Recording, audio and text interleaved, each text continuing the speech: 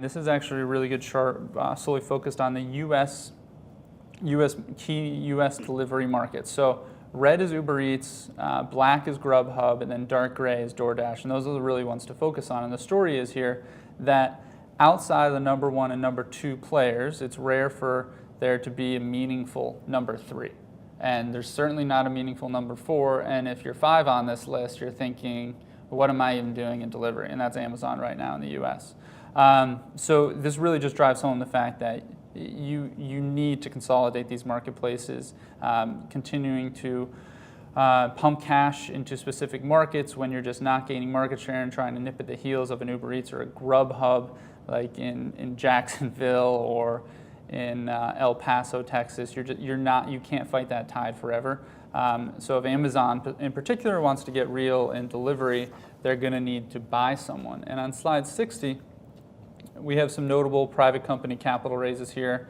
Deliveroo, we don't need to go through all the details, but Deliveroo and Postmates have been raising a lot of cash. They've also publicly been speaking about potential IPOs, looking at 2019 as a potential time period. And then you have DoorDash, who has definitely been raising a lot of cash. They just took in another $250 million at a $4 billion valuation. And they're a formidable competitor, and I think they're kind of rising to the occasion and helping restaurants like CMG. They're the primary delivery provider for CMG.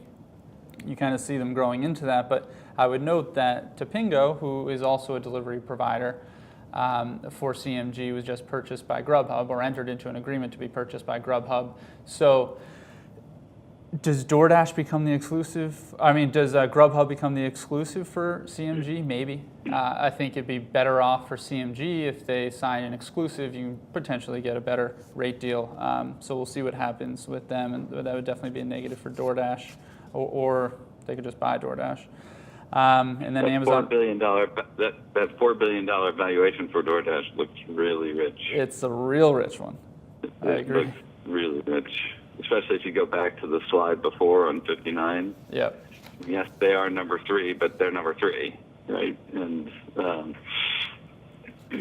know. Anyway, no, definitely, definitely.